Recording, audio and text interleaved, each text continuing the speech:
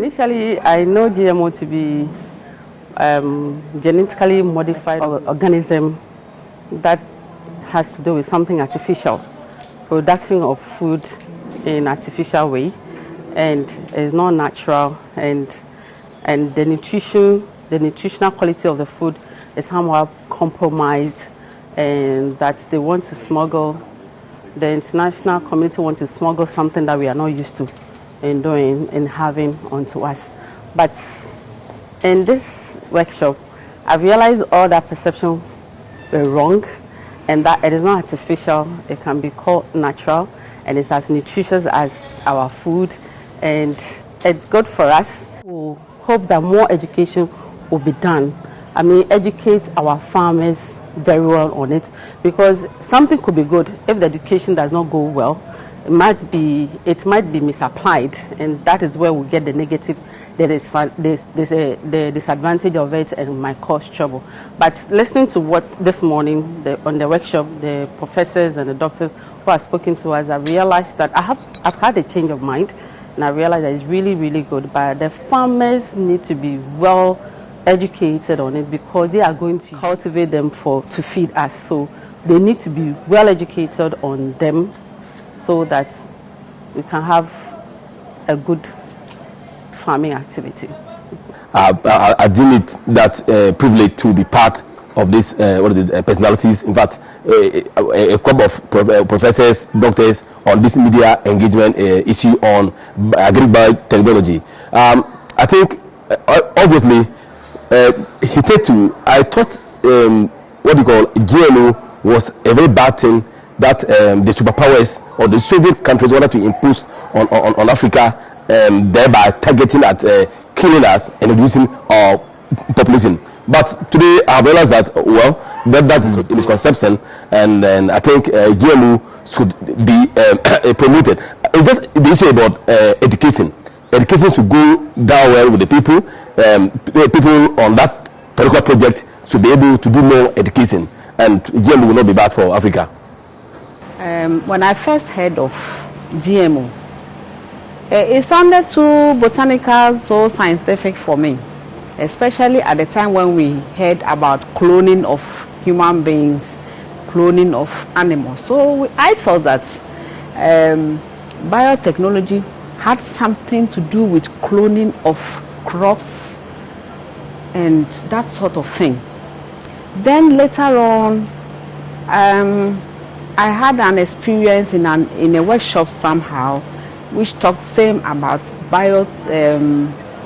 GMOs, and it still didn't make any sense to me. If already people out there were talking about this thing not being a good idea, for me the scientific terminologies in the whole thing made me even more confused as to what to report on.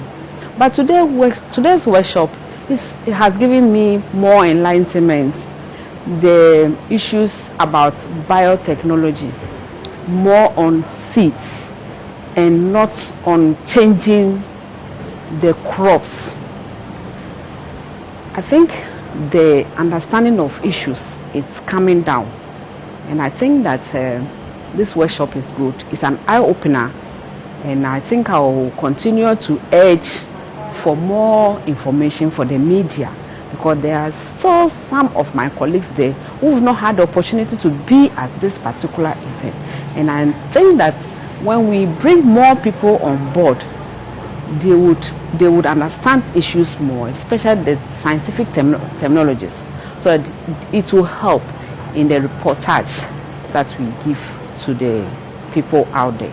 I think our farmers need more education on biotechnology, and when we have more information, we are able to break down some of these issues to the understanding of the poor person in the field. So I think that GMO will go a long way to help some of improve on food security, and also help most of the families in our rural areas. I would say partaking in this program has been an eye-opener. It has given me an all-rounded view of this issue on GMOs. Before I come into this program, you will mostly hear in Ghana, mostly those that are anti-GMOs, with all the demonstrations and press conferences against the introduction and acceptance of GMOs in Ghana. But coming to this program, I realized from some of the presentations that GMOs isn't necessarily coming to clear the old system that we have, but it's coming to actually complement what is already in the system. Then two, as media people, we are told to also consult experts when we are in doubt, and then we should be able to cross-check with those that have had knowledge on the issue, so that the reportage will be balanced and fair.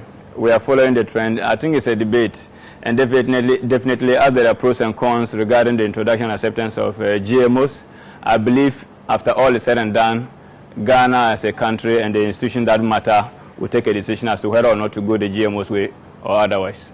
Initially, the perception I had about GMOs, that the genetically modified organisms, was quite different after this particular session, the media training.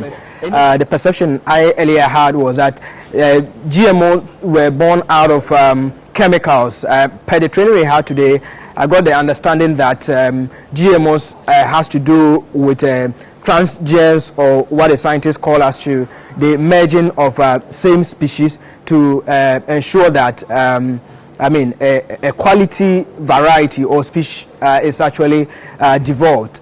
So for the session that I have had today, it has given me a clearer understanding about GMO and looking at what is actually involved.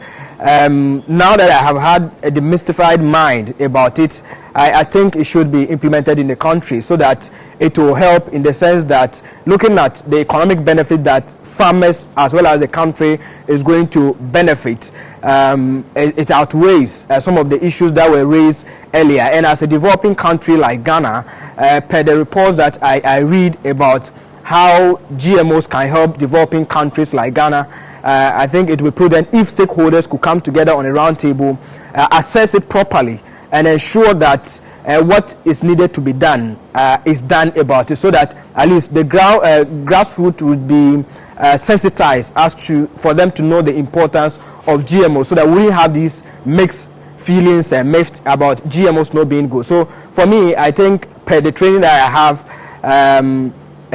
it has enlightened me, given me a fair idea about GMOs and everything that is involved in this or biotechnology in agriculture.